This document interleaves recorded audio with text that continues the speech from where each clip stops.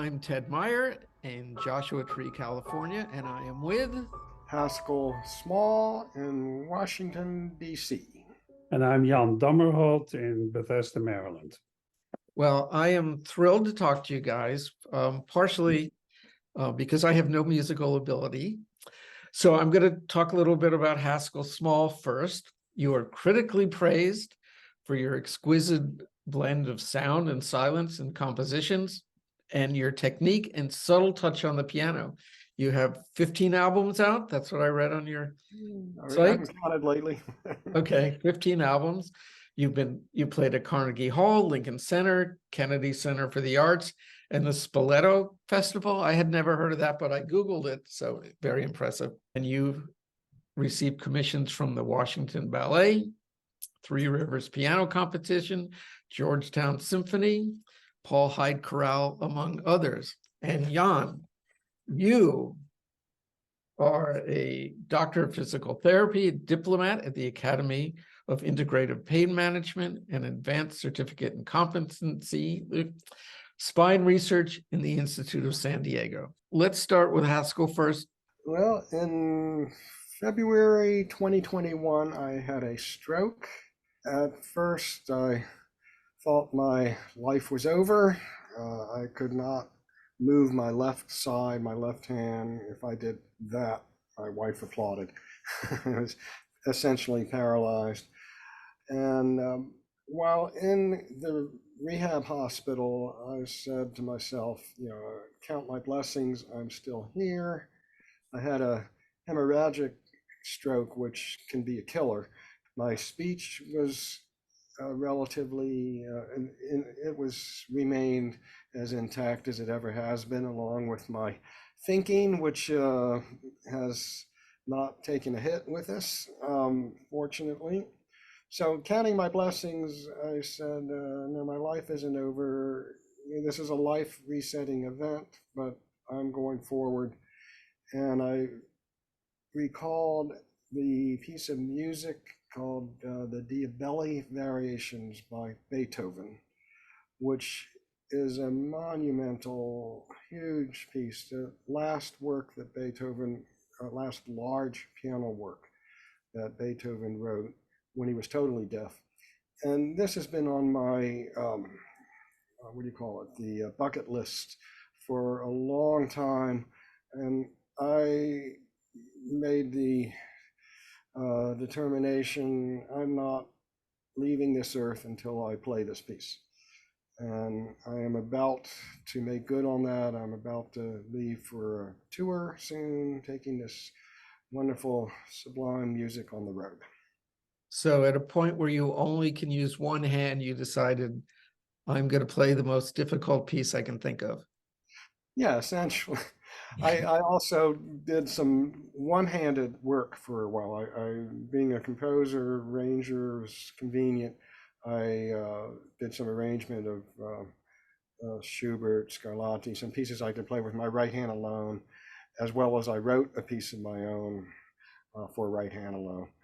And then gradually was working on my left hand with Jan's help, and went back to playing with both hands about 7-8 months after my stroke. And then ever since, I've been working in earnest to wrap my hands and brain around this wonderful piece of music. Let's jump to Jan. So how did you guys connect? Well, Haskell came to my physical therapy practice. He came to me with his wife. He could barely walk because he was really paralyzed on his entire left side, with the brain infarct on the right. And he said, I'm not here for stroke rehab. Can you help me how to play?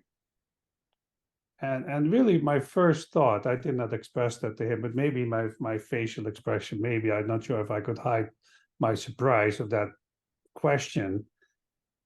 Can you make me help me play? And I was like, this man needs a reality check. He just had a really bad stroke. I don't know if you'll ever be able to pick up a pencil with that hand, if or anything.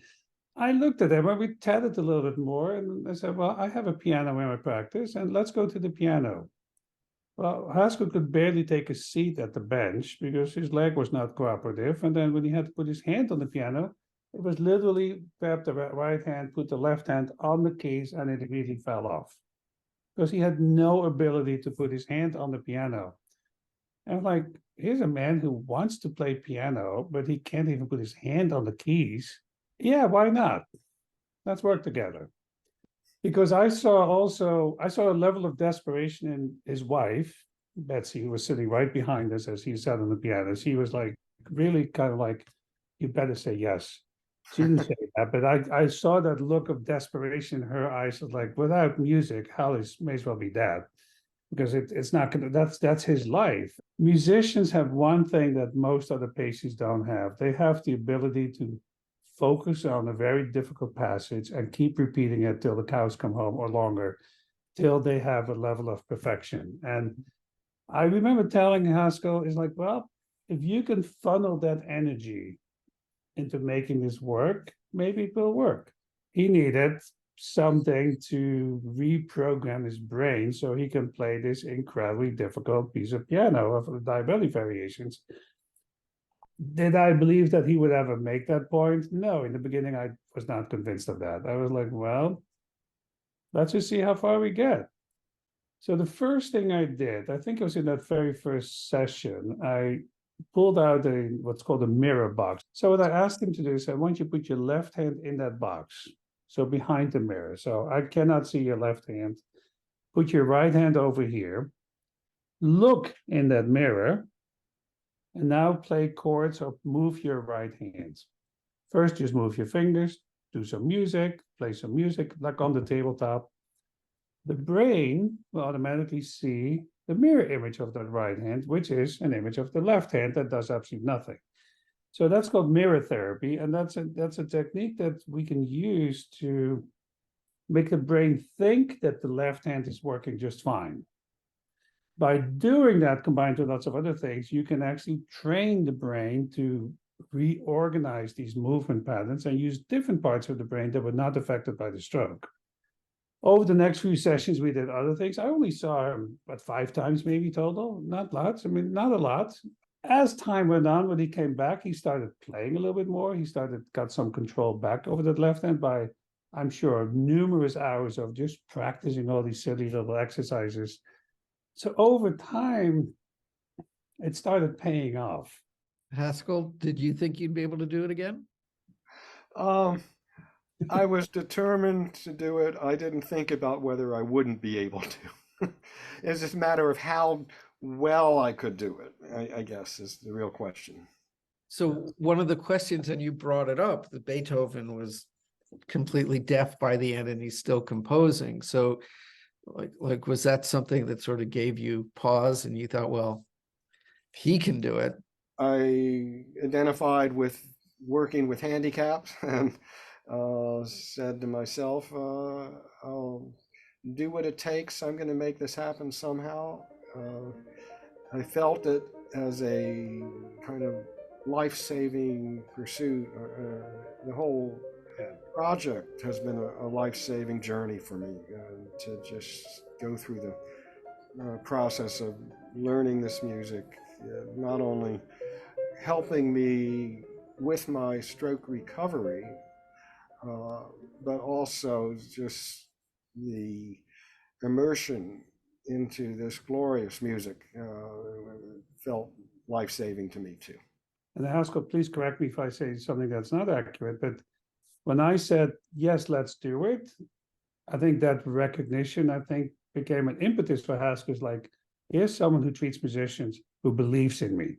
You asked me what does that mean for me? Well, it's the same thing that I see people who are typically have chronic pain and almost everyone has given up and they say, you're my last hope. And of course, that's not the case, but that's the experience.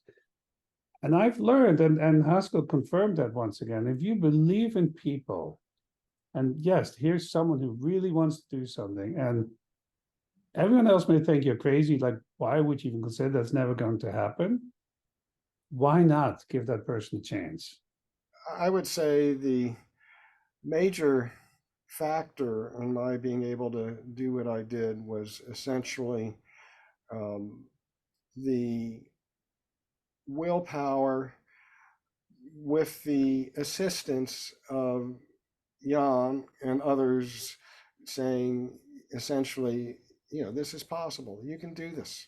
And that really is, the mirror therapy, some of the other techniques, practicing very slowly and carefully, Jan's ideas of visualizing something first, all that helped.